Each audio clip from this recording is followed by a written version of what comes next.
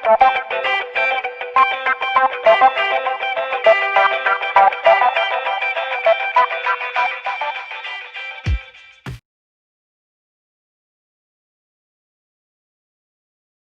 वालेकुम, बिस्मिल्लाहिर्रहमानिर्रहीम। आज मैं ज़रा देखिए आसान सी रेसिपी बना रही हूँ जो इजीली कुक है, जल्दी बन जाती है। और इसके लिए हमें ज़्यादा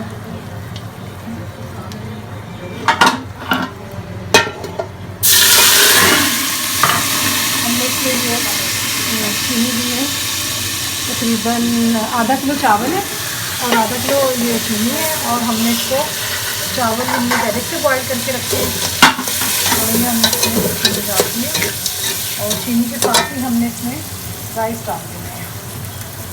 ठीक है, ये हमें आराम से ये हमने चावल पहले से बॉईल कर लिए थे। आप चाहें तो सेला चावल भी ले सकते हैं, मैंने तो लेकिन आम रूटीन बस चावल लिए हैं।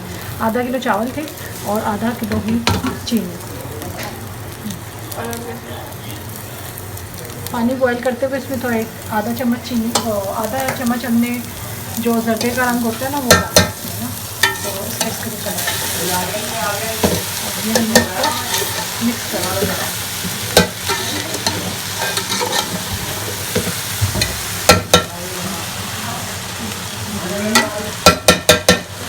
हमने इसके बाद